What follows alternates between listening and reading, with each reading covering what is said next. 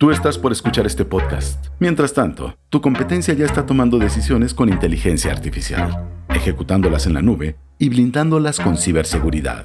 La diferencia entre solo escuchar y disrumpir está en una sola decisión. Kio, made to disrupt. Infraestructura y tecnología en www.kio.tech. Bienvenidos a Tecnófagos, devoradores de tecnología. Hoy hablaremos de tecnología que vuelve a lo natural, porque vamos a hablar de tecnología que está emulando patrones y cosas que ocurren en la naturaleza, y también un poquito al revés. Ya verán de qué les estamos hablando. Y además, como siempre, pues estaremos hablando de las novedades en el mundo del AI, las telenovelas que están ocurriendo entre los grandes dueños de los grandes capitales, en fin, todo lo que tiene que ver con el mundo de la tecnología. Hoy hablaremos de una legión robot. Vamos a hablar de un nuevo compañero, porque sí, de pronto uno puede entrar a la escuela y al lado va a haber alguien que ya no va a ser de raza humana. Vamos a hablar de bioinspiración, les decía, pues un poco de cómo estamos aprendiendo de los patrones de la naturaleza para implementar soluciones extraordinarias en nuestro mundo, y de un aliado que tenemos en las profundidades para encontrar cosas inesperadas y perdidas desde hace mucho tiempo. Así que de todo eso, como en botica, va a haber en este episodio de hoy en Tecnófagos, devoradores de tecnología, que arranca ahora. Kio presenta el podcast de Tecnófagos. Una mesa de alta especialidad servida para ti en 3 tiempos. Acompaña a Ricardo Massa y Bernardo González, 2 especialistas en masticar información tecnológica para ti. Prepárate para devorar junto a los tecnófagos todas las noticias de las innovaciones del momento.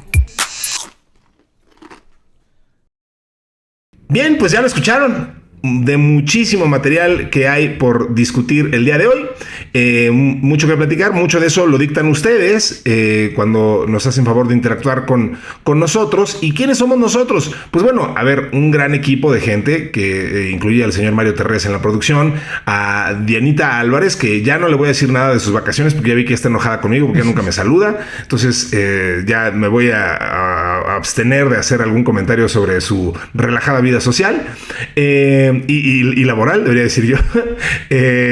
Ana Yansin Romero, que nos ayuda con estos guiones, y los que ponemos la voz y un poquito de la curiosidad y un poco otro tanto de los comentarios, pues somos 2 servidores de ustedes. Uno de ellos soy yo, Ricardo Massa, y el otro está aquí ya listo y conectado con su computadora, con su micrófono y sobre todo con sus grandes y amplios conocimientos de tecnología, que muy amablemente comparte con nosotros semana a semana. Él es Bernie González. ¿Cómo estás, mi querido Bernardo?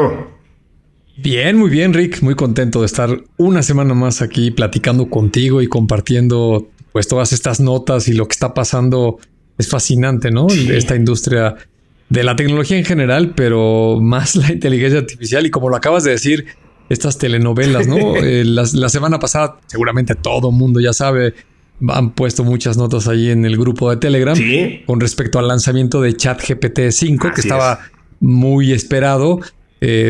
Por ser un número entero, ya sabes, el software así se maneja. Uh-huh. Normalmente cuando cambia de número la parte entera, es que viene un cambio importante. Sí. Y así parecía con la presentación y todo estaba muy bien, hasta que las personas lo empezamos a utilizar y pues empezó a tener problemas que yo lo resumiría ya casi a una semana de su lanzamiento, que tenía que ver con un nuevo enfoque que le puso OpenAI a través de un enrutador. Okay. Lo que hacía en algo que creo que es positivo, tratar de simplificar esa larga y confusa lista de modelos. Recordarás que en algún momento teníamos el 4, desde el 3, 4O, pasando por el 4, el 4O, el Mini. El Mini, Nano, Pro. Entonces Ya era muy confuso esa lista de modelos. Uh-huh. Y entonces lo trataron de simplificar a uno solo, GPT-5. Sí. Y que el propio modelo identificara en el prompt que está tecleando el usuario si requería una consulta sencilla, que la responde de inmediato, o llamar al modelo, estos que se conocen como Deep Research, uh-huh, pues para darle varias pasadas, iteraciones y hacer una investigación más profunda.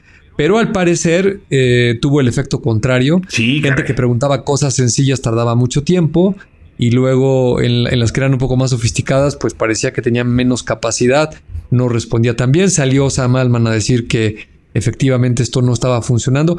Resumió 2 problemas. El famoso enrutador no funciona del todo bien. Sí. Y también tuvieron un problema de saturación porque hicieron el rollout que siempre hacen de manera de olas, que van poco a poco liberando usuarios. Pero al menos a mí me llegó ese mismo día y algunos amigos también vi que llegó bastante rápido. Entonces creo que se les juntaron las 2 cosas. Y pues al final ahí hubo varios problemas, ¿no? Sí, como que fue mucho más ágil esta salida, despliegue del GPT-5 que, por ejemplo, el del modo agente, ¿no? Que comentábamos hace un par de semanas. Ese fue como que más por olas. Hubo algunos usuarios, incluyendo a tu servidor, que nos tardamos mucho más en recibirlo. Pero sí, efectivamente, o sea, como que estuvo muy confuso. Mucha gente pide que regrese el modelo 4, ¿no? O sea, que sigas teniendo la opción de trabajar con el modelo 4 en vista de lo que pasó con el 5. Además de que, pues, efectivamente, aunque ya se simplificó, como bien nos explicas esta lista, pues sigues teniendo ya la posibilidad de trabajar con el famoso modo agente, que bueno, pues poquito a poquito le vamos perdiendo el miedo y entendiendo qué sí puede hacer y qué no puede hacer.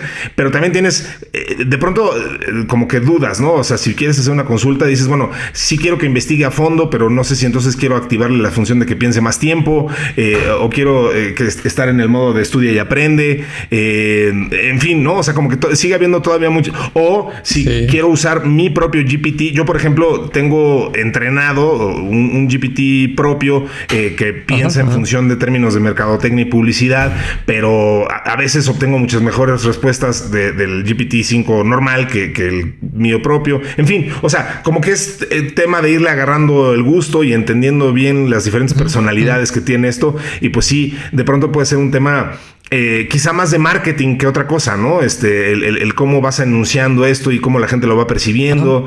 Te equivocas luego con estos errores técnicos como lo que nos describes y pues vas para atrás. Entonces, hijo, es complicado. No es fácil ser Sam Altman, digámoslo.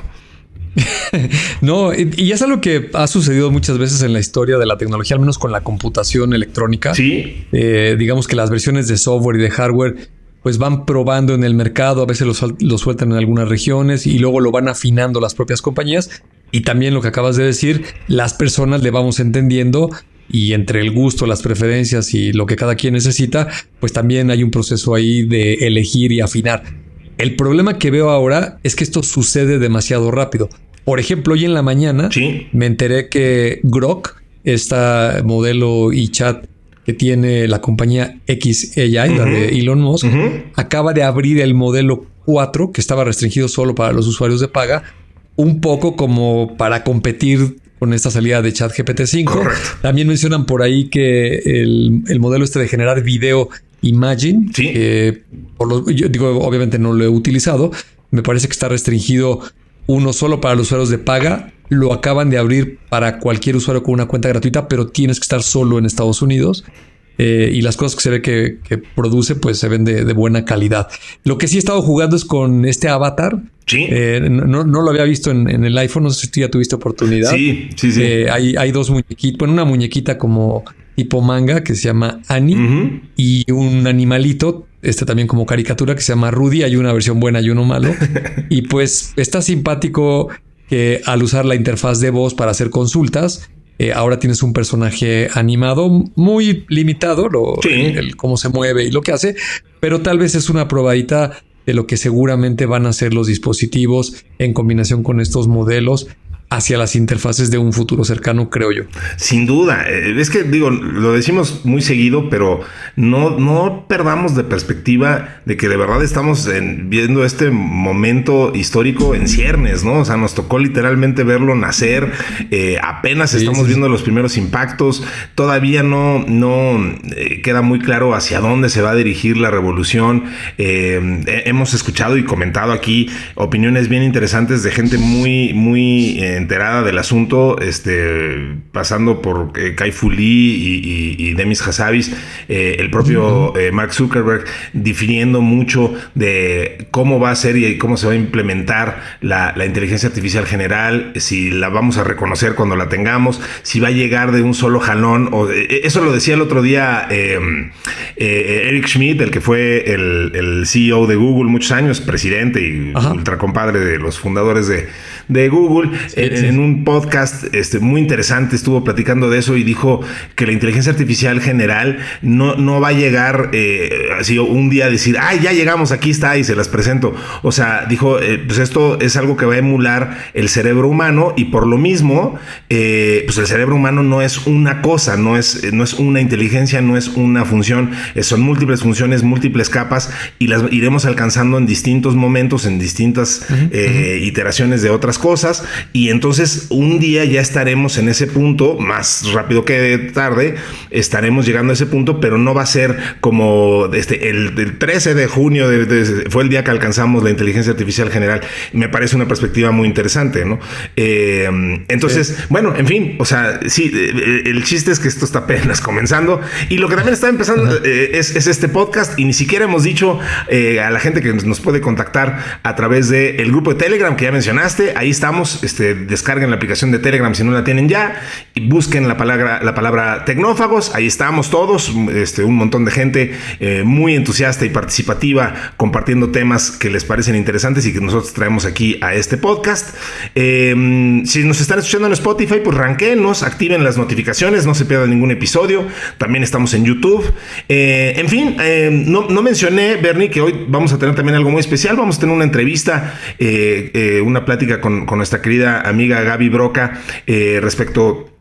Bueno, que ahora está como country manager del grupo Electrolar, que nos invitaron a un evento muy, muy, muy particular, el Electronics Home México, que bueno, pues ahí convergió toda la industria de la tecnología dirigida a casa, oficinas, un evento B2B bien padre, al que tuvimos oportunidad de cubrir, de platicar. Yo tuve oportunidad ahí de interactuar con varios stands, con varias marcas, y en fin, al ratito platicamos muy a profundidad de esto con Gaby. Pero mientras tanto, Bernie, ¿qué te parece si arrancamos con nuestra primera nota del día? Esto que hemos llamado Legión Robot. La entrada de hoy. Una fresca selección con las noticias del momento.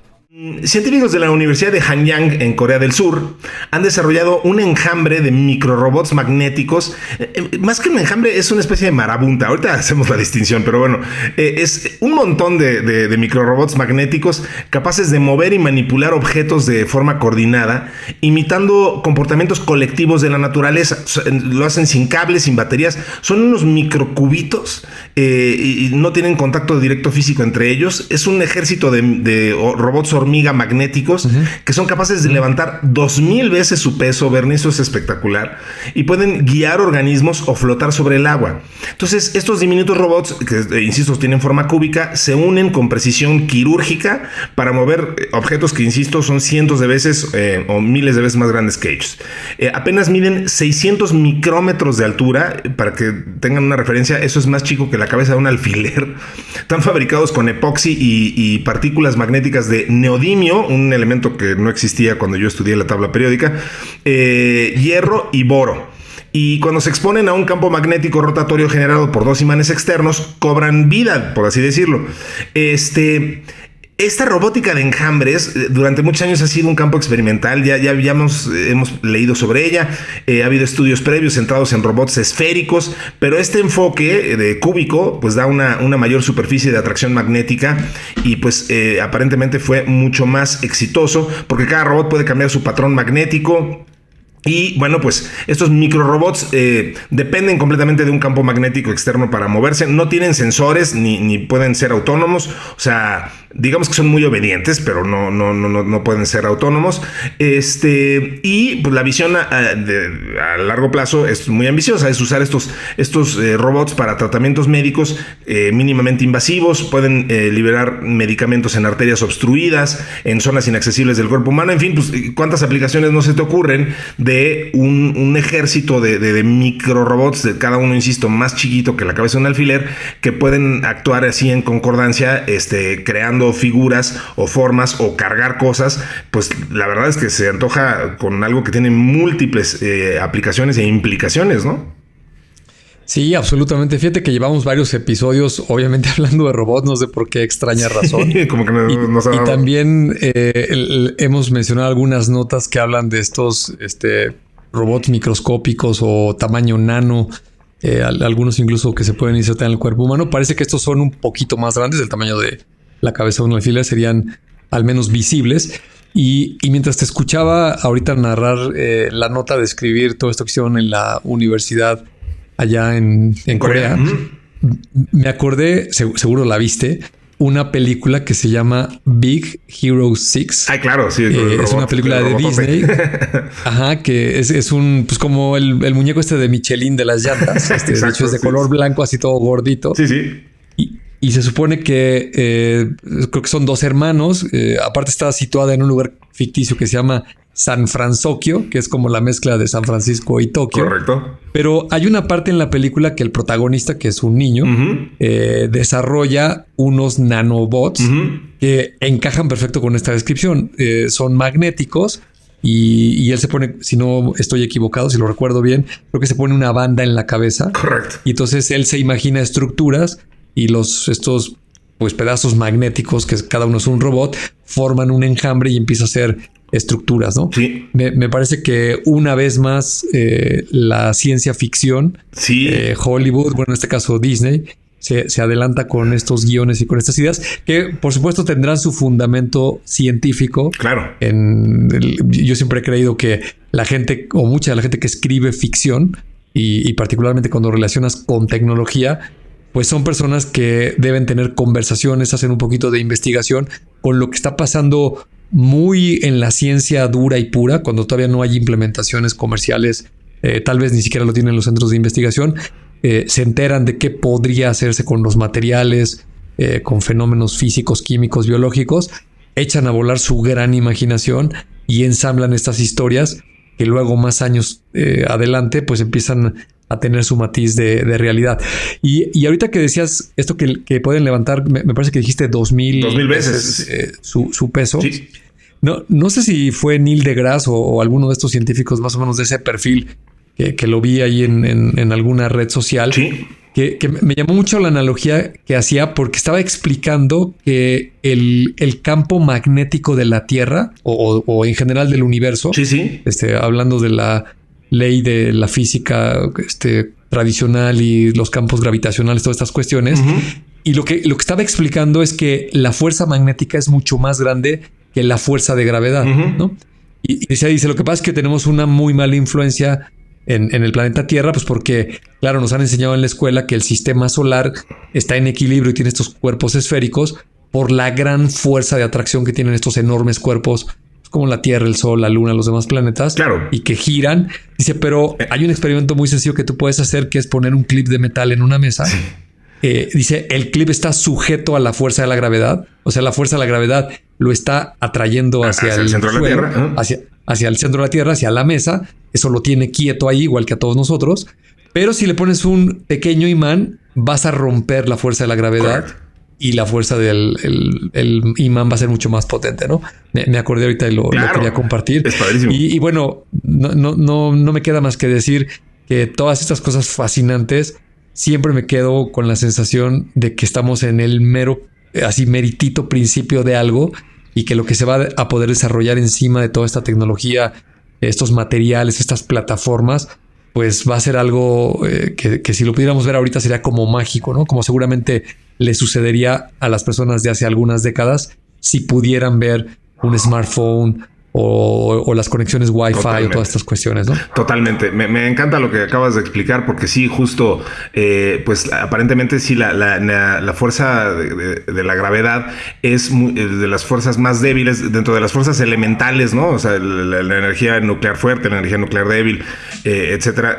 Aparentemente la gravedad es la más débil de estas fuerzas primarias y por eso la podemos romper y por eso podemos salir del planeta con relativa facilidad, ¿no?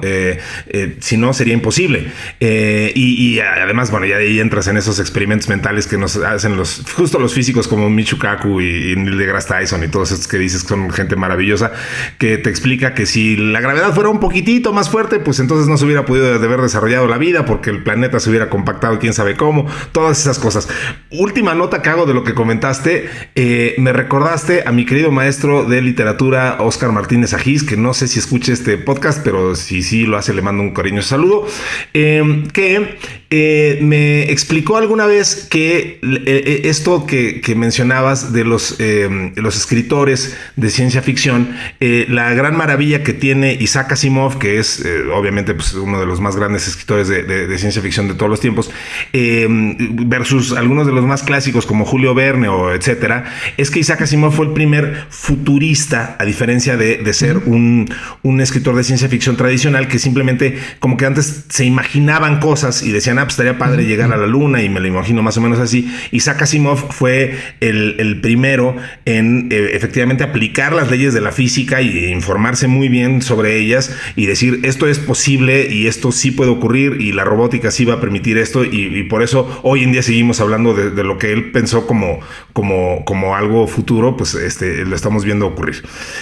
Fascinante todo esto. Muy bien, pues vamos con lo que sigue. El plato fuerte, cocinado a fuego lento durante la semana. Bueno, y nuestra segunda nota del día de hoy, Bernie, se llama Un nuevo compañero. Y decía yo en la intro que de pronto nos va a empezar a pasar, sobre todo a los que empiecen a estudiar en estos años venideros, que pues vas a voltear al lado a ver a quienes tienes de compañeros de aula y pupitre, y de pronto vas a descubrir que al lado puede haber un robot. Esto ya pasó, está muy chistosa esta nota. Un robot humanoide impulsado por inteligencia artificial fue admitido como estudiante de doctorado en una de las universidades de artes más prestigiosas del mundo. Esto según un reporte de Shanghai News. Esto ha creado obviamente opiniones encontradas en redes sociales y pues trae muchos interrogantes a la mesa.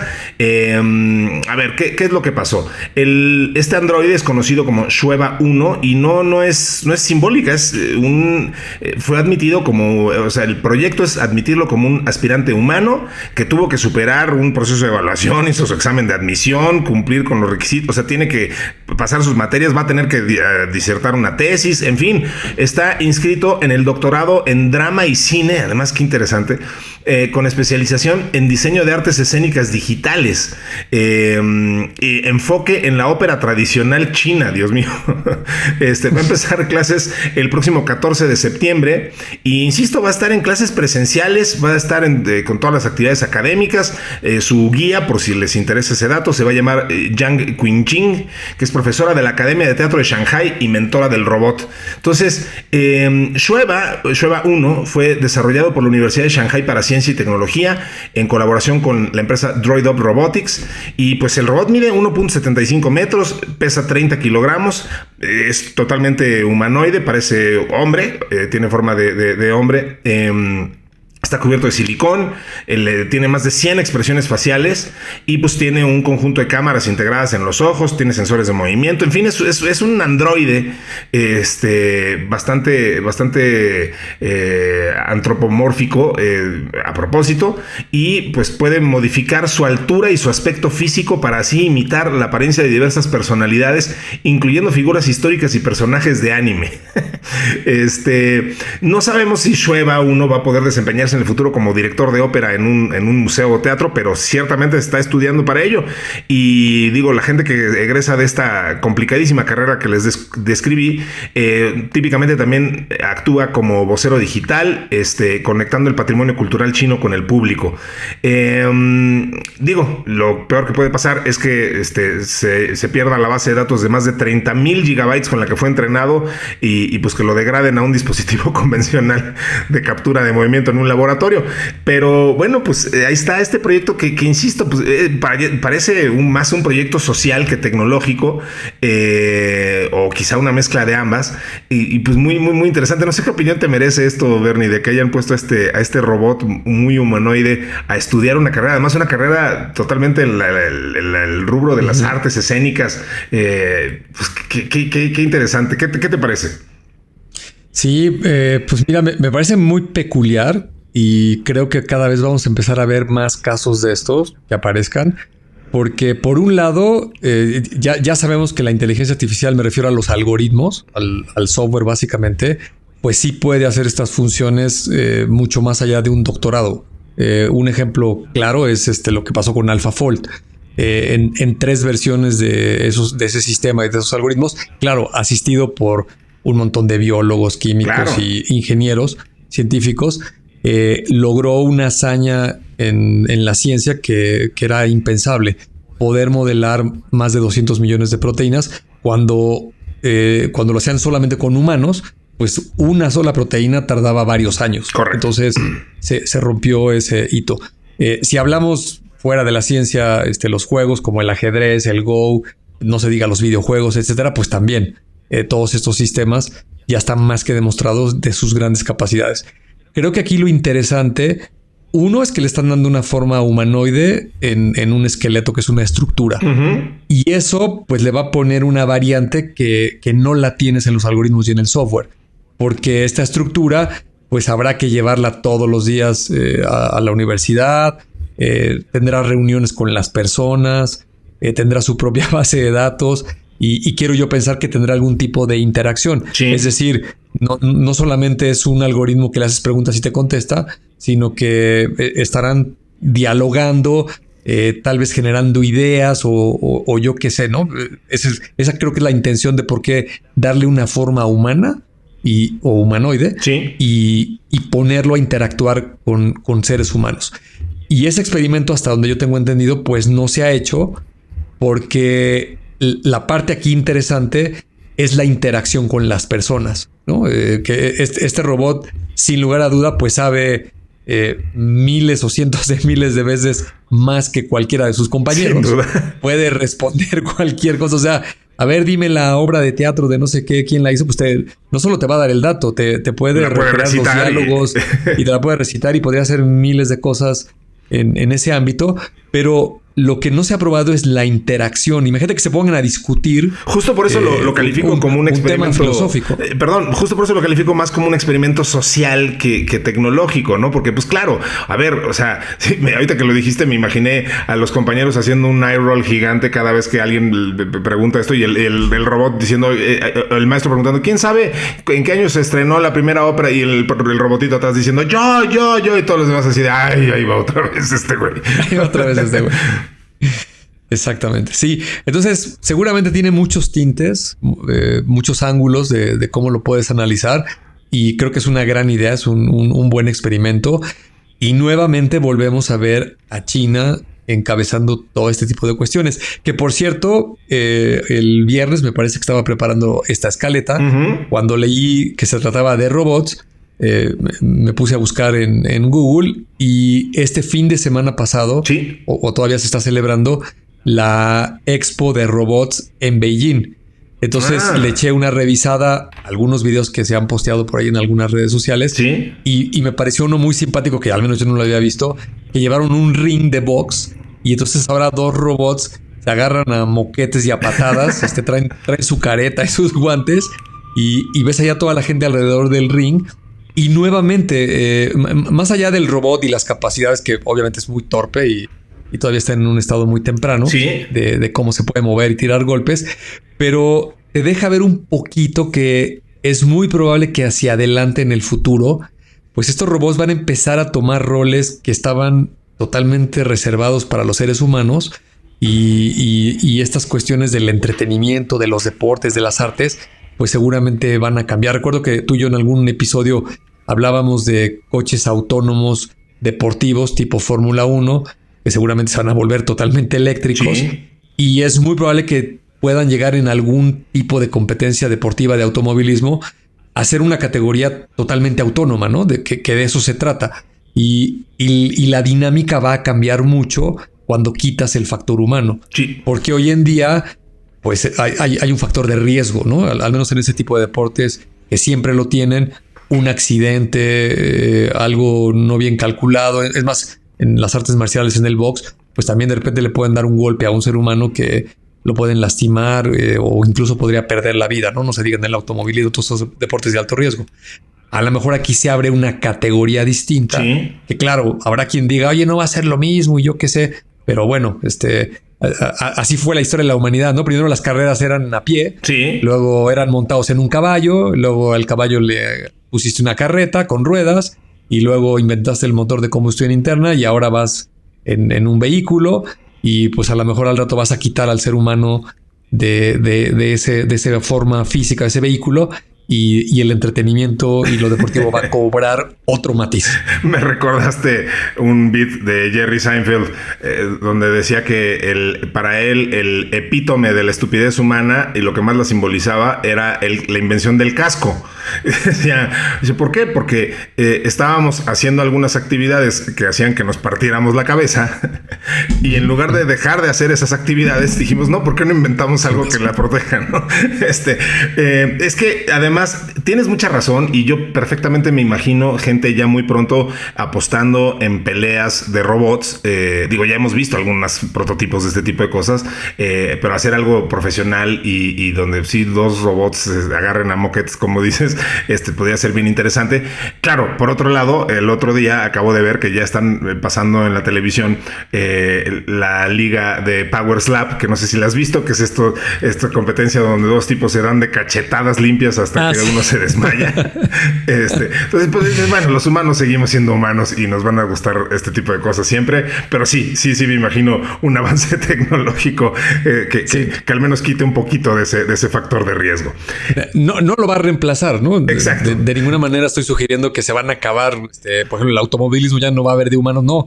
Yo creo que eso va a continuar mucho tiempo, pero tal vez se agregue una categoría como esto. Sí, tal cual. De robots que pelean y tal vez haya apuestas y seguramente tendrá otras variantes. Sin duda que sí. Muy bien, pues vamos a lo que sigue, que se trata de bioinspiración.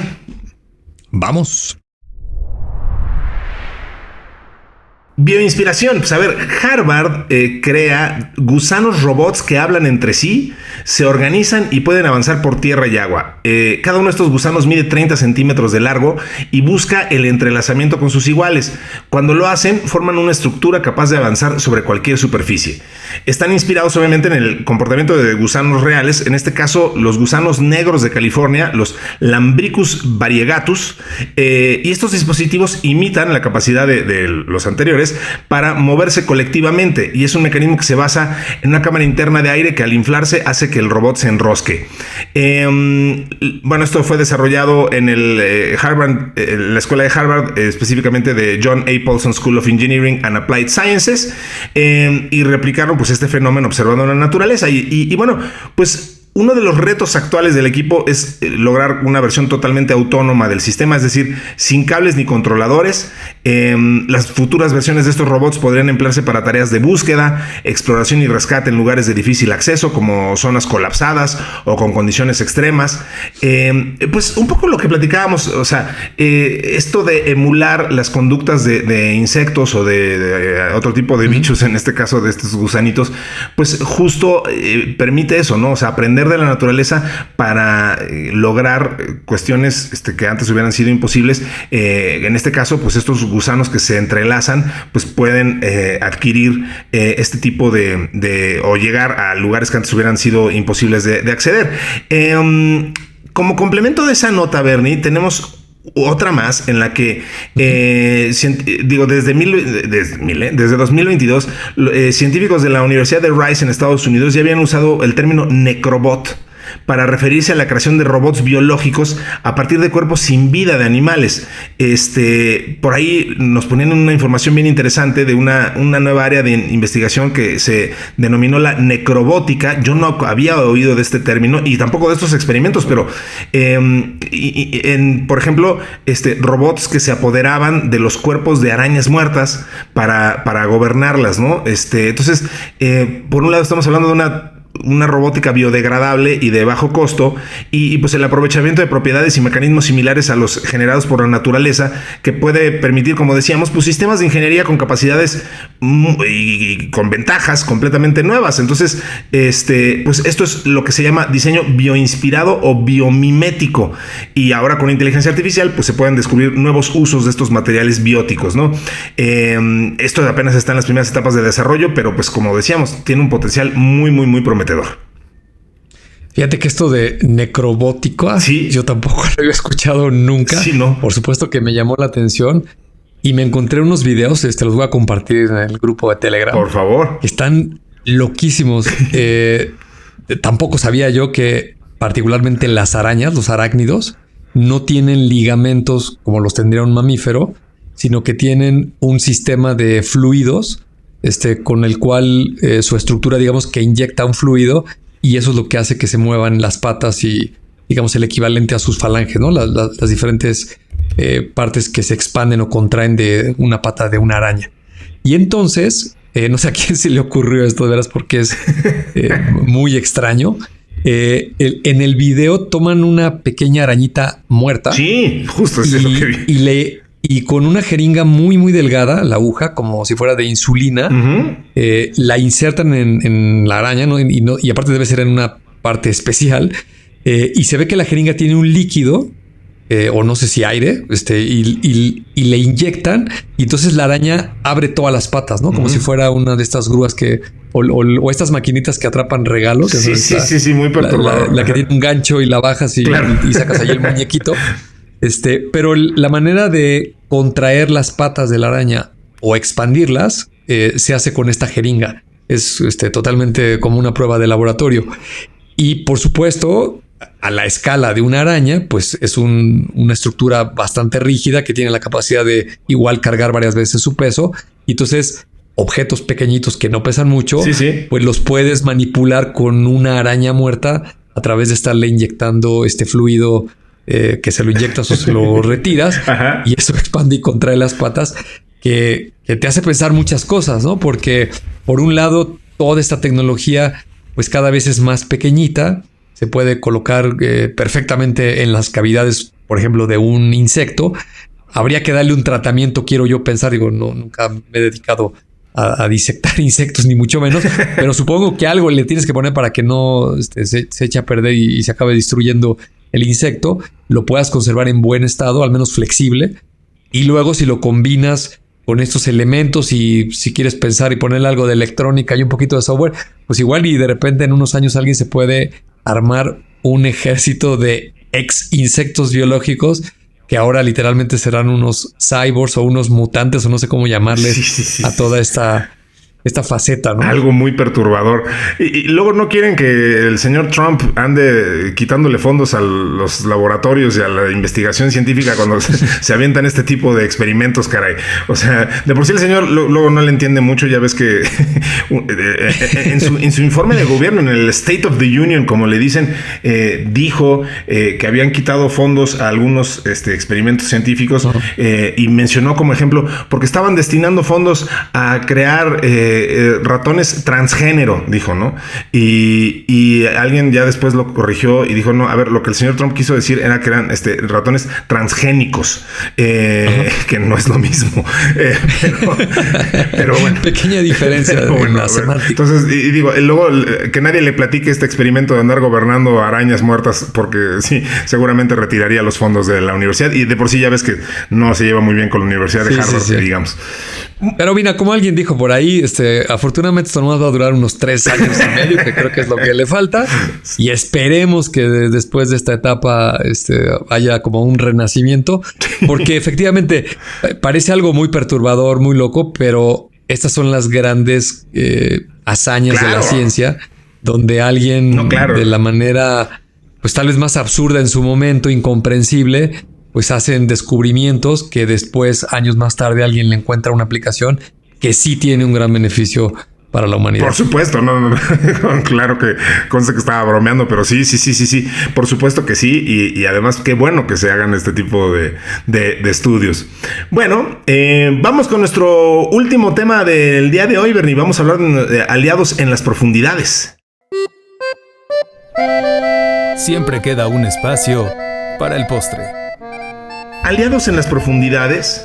Se trata de una investigación de una universidad, en este caso de la Universidad de Oxford y Southampton, ambas en el Reino Unido, que aplicaron métodos de teledetección combinados con técnicas de inteligencia artificial, en particular una red neuronal, para localizar pecios, es decir, restos de naufragios, localizar el impacto ambiental que dejan sobre el entorno en lugar de buscarlos directamente. Entonces, esta identificación es posible incluso cuando estos se han desintegrado completamente o se han desperdigado en partes por la acción de los vientos, las corrientes oceánicas, las olas y el tiempo.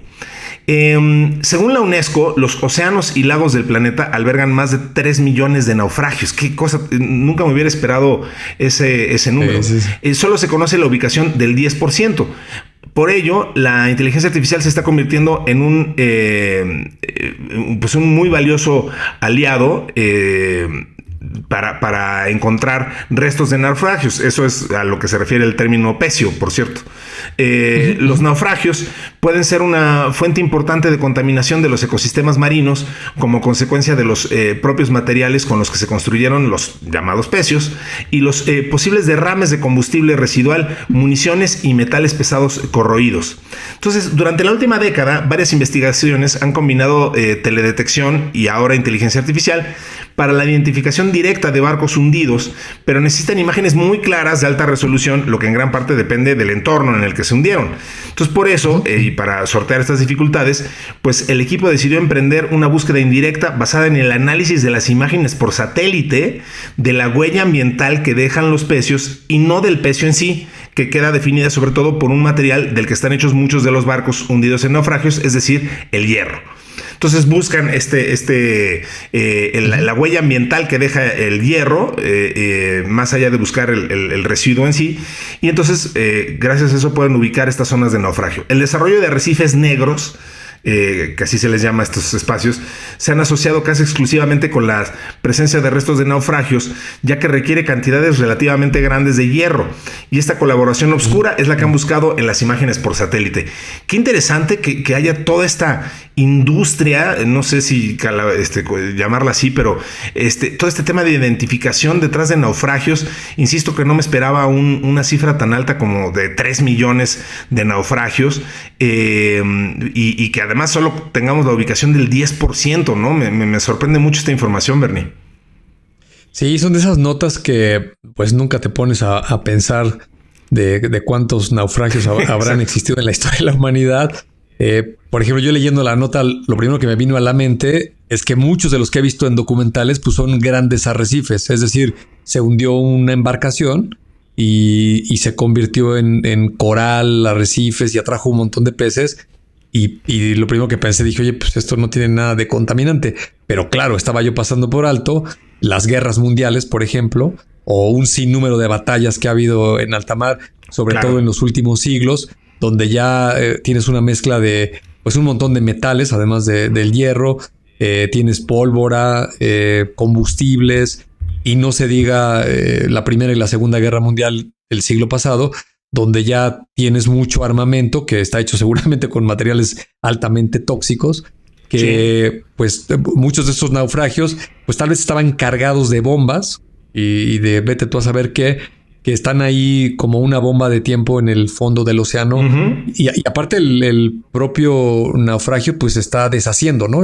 Por ejemplo, el metal, el acero, se va corroyendo, se va oxidando evidentemente con toda el agua del mar, y puede ser factible, quiero yo pensar, no soy experto, pero tal vez estas bombas o donde estaban almacenados esos materiales, pues eventualmente se van a abrir y van a liberar su contenido al mar, y pues con las consecuencias de que puedan contaminar a la fauna marina, y luego se va a hacer el ciclo alimenticio y esto puede acabar dañando a las personas. Pero fíjate, algunos datos que investigué que te van a parecer tremendamente obvios. Le pregunté a ChatGPT cuáles son las regiones donde mayormente se concentran estos naufragios y los pecios, que los pecios, como acabas de decir, son pedazos o partes de una embarcación. Y el número 1 es el Mar Caribe y el Golfo de México. Correcto. La razón, principalmente, pues todas las rutas durante la colonia, el comercio, y es una zona de huracanes y también ha tenido muchas batallas y guerras. Además del Triángulo de las Bermudas, no olvidarlo. Y el Triángulo de las Bermudas. No creo que haya mucha cantidad por esa razón, pero sí ha de tener ahí sus buenos naufragios. El segundo, el Mar del Norte y el Canal de la Mancha, principalmente guerras mundiales y el comercio intenso. Y por supuesto, del siglo pasado, principalmente el Pacífico Sur, ¿no? Micronesia, Filipinas, grandes batallas que se han librado en todas esas partes, y ya en cuarto lugar el Mediterráneo. Entonces, pues sí, imagínate desde tiempos milenarios, que eran embarcaciones tal vez de madera, si están en las condiciones que más o menos se puedan perdurar, por el paso de los siglos, pues tal vez se puedan encontrar algo por ahí. Y en ese sentido, me llamó muchísimo la atención. De hecho, es un libro que lo leí y me gustó mucho en su momento. No estoy seguro del título, pero habla de la embarcación de nombre Endurance, y el capitán de esta embarcación es el capitán Shackleton, que es el inglés que organizó la expedición británica para descubrir la Antártida, ¿no? Llegar y decir que los británicos eran los primeros en poner su bandera en el Polo Sur. Y es una gran historia porque la embarcación encalló en medio de la Antártida. Obviamente viajaron en el verano, pero había demasiado hielo y se acabó hundiendo la embarcación. Rescató a toda su tripulación. Hay toda una historia por ahí. Sí.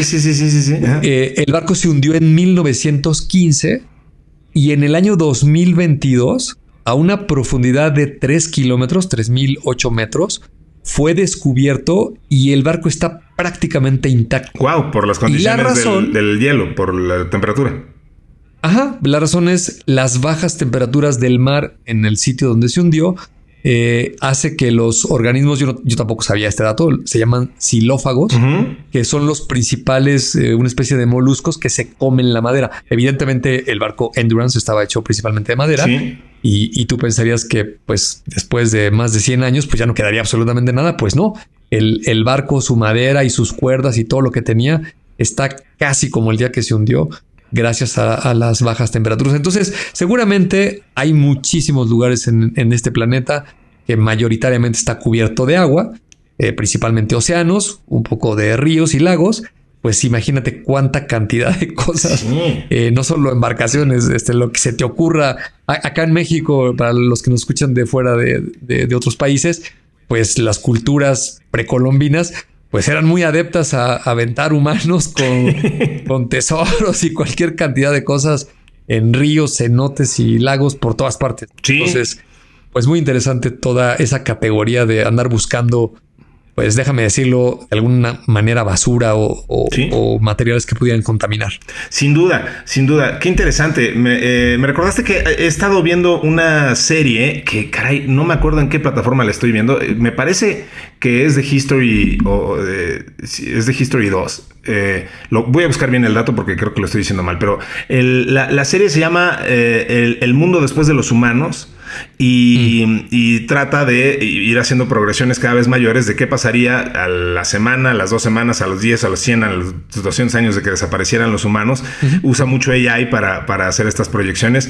Muy interesante. Pero un dato que me llamó mucho la atención es que recuperan un dato real en el que hablan de exactamente lo que estás diciendo. Resulta que hay una playa en España en la que todavía periódicamente llega a caer a la playa un reloj, perdóname, quise decir un teléfono con forma de Garfield, que los que tenemos más de 40 y por ahí, recordaremos que en algún momento de la vida se pusieron de moda los teléfonos para casa, con la forma del gatito Garfield, que lo descolgabas de la espalda y ahí hablabas. Resulta que un contenedor chocó por ahí, naufragó y bueno, pues uno de los contenedores contenía justamente un montonal de estos telefonitos. Traía un inventario. Exacto, de teléfonos, y como fueron muy eficientes para flotar porque eran de plástico, pues quedaron ahí a la deriva en algún momento y poco a poco el mar los ha ido expulsando. Los organismos xilófagos no se los comen porque pues están hechos de plástico. Entonces eventualmente un día de repente en la playa todavía te llegas a topar uno que otro por ahí, ¿no? Muchísimos años después del naufragio, que fue en los años 80. Entonces muy interesante que 40 años después sigan botando por ahí teléfonos de Garfield. Cuando era súper cool tener en tu recámara tu propio teléfono fijo con su cable, entre más largo fuera el cable y te pudieras alejar unos 2 metros del aparato, ya te sentías que dominabas el mundo. Teléfono. Eras el más cool de la cuadra, sin duda. Sí. Oye, Bernie, pues hablando de esto, de ser el más cool y tener los mejores artefactos y tener la mejor tecnología en tu casa y en tu oficina, pues tuve oportunidad de platicar esta semana con nuestra querida amiga Gabriela Broca, que, como decía yo al principio, es la directora, country manager de Grupo Electrolar y una de las cabezas organizadoras de este evento Electronics Home México, que reunió lo mejor y lo más selecto de la tecnología B2B y bueno, pues la verdad es que fue una plática súper interesante, muy breve y pues si me permites, yo quisiera darme la palabra a mí mismo y mandar a esta entrevista muy breve que tuve con Gaby Broca, para que nos cuente lo que pasó en este evento y qué viene, porque nos dio un par de primicias bastante interesantes de este evento y algunas cosillas más. Entonces, si no dispones otra cosa, vamos con Gaby Broca. Faltaba más que yo no te presente, entonces le mando un caluroso saludo y un abrazo a nuestra querida Gaby Broca y vamos con nuestro compañero Ricardo Maza a esta entrevista. ¿Cómo llegó al radar México para Grupo Electrolar y para Electronics Home México? Bueno, estamos muy contentos, como mencionas. Grupo Electrolar, Grupo Electrolar Connected, es una empresa originada en Brasil y Argentina, en América del Sur. Y bueno, tiene ya más de 20 años haciendo esta feria de tecnología que abarca los electrónicos de consumo, ¿no? Y bueno, fue creciendo. Y bueno, ahora es un referente en la región para tendencias y generar negocios, ¿no?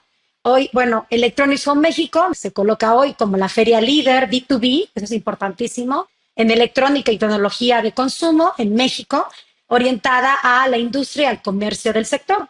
Y es un punto de encuentro único donde convergen fabricantes, distribuidores, mayoristas, minoristas, prensa especializada y en un entorno, ¿no?, controlado y totalmente profesional, de tendencia. Y bueno, pues la segunda edición se llevará a cabo, estamos muy contentos, ¿no?, del 15 al 17 de junio del 2026, pues por todo éxito que tuvimos, todo este éxito que tuvimos también y por toda la gente que fue y que creyó en nosotros, en este proyecto y que hoy nos acompaña y sobre todo que también cree en el propósito. Tú y yo hemos conversado muchísimo de lo que es importante en todo lo que hacemos, ¿no? De tener un propósito y creo que llevar a México a ser el referente en América Latina no solo es algo que le corresponde a México, que le toca y que es el lugar perfecto. Me encanta porque sí, justo hemos visto crecer México en el radar de este tipo de eventos y pues que cada vez se estén realizando más eventos de esta envergadura como Electronics Home México, pues la verdad es que sí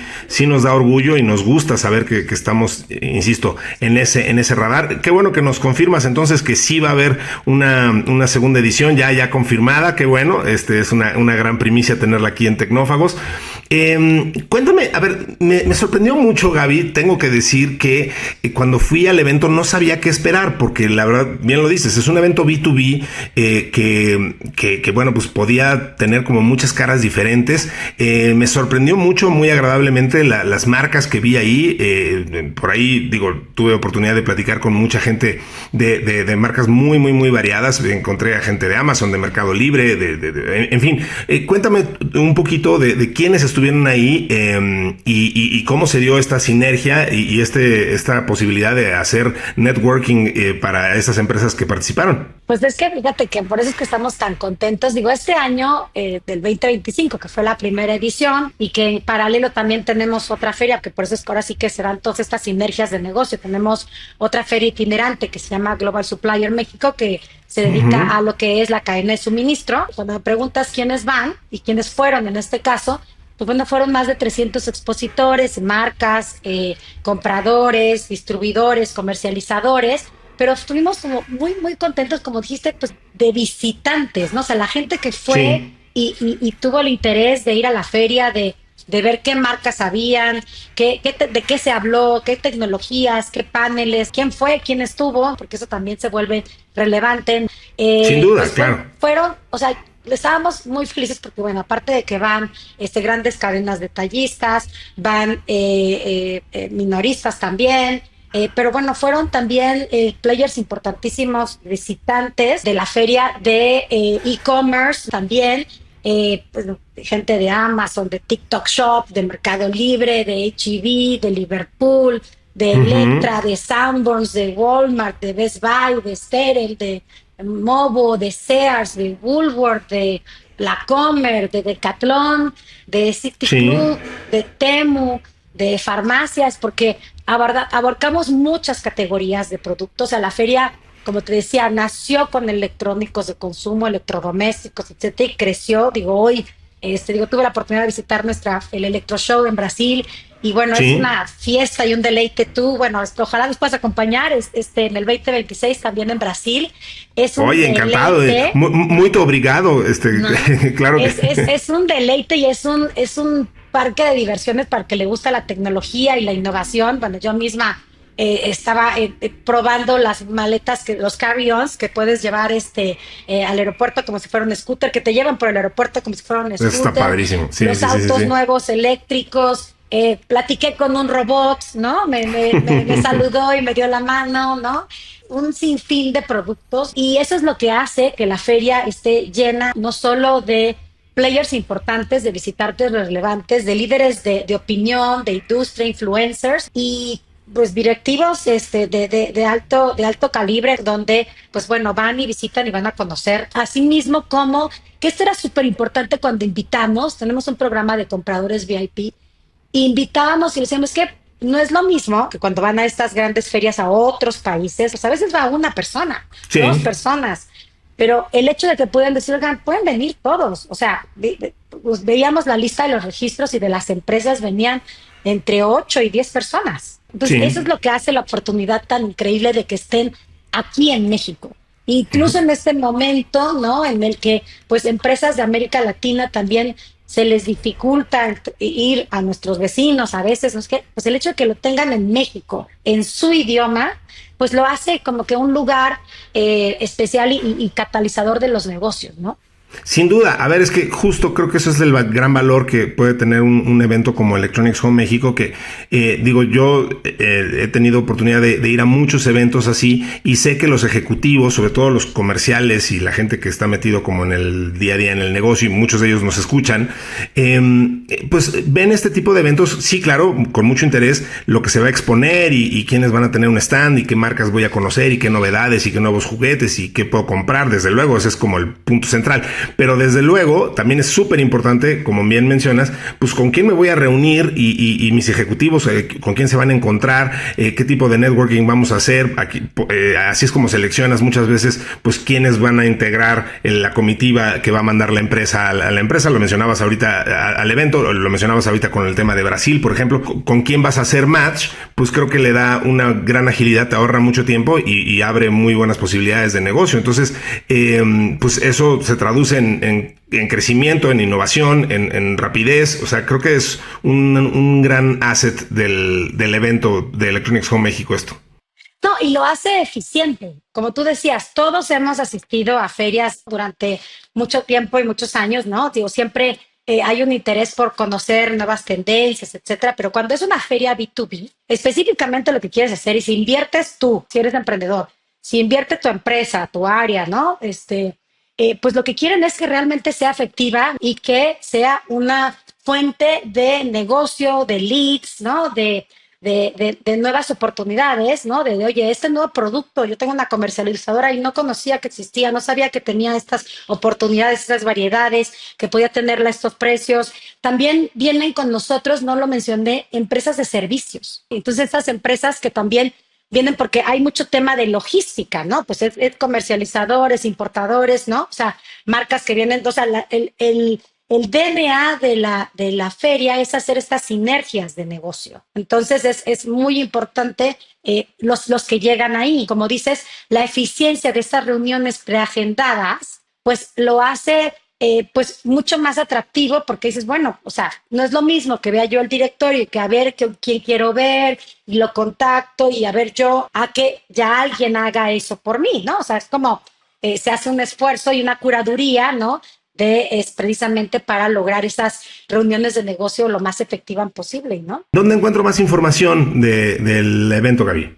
Pueden encontrar, ¿no? Próximamente en nuestra página de electronicshome.mx, ¿no? Sí. Pronto vamos a abrir el registro ya para la feria que tenemos de 15 al 17 de junio y los esperamos.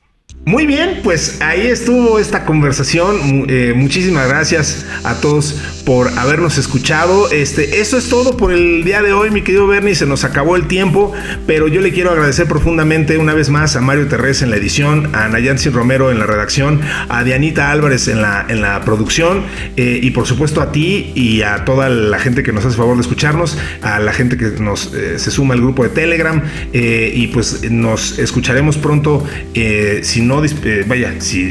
si Dios nos presta vida, dirían por ahí. Esto lo veremos y lo escucharemos la próxima semana. Así es, nos vemos y nos escuchamos aquí en Tecnófagos la siguiente semana. Eso será aquí en Tecnófagos, Devoradores de Tecnología. Hasta entonces.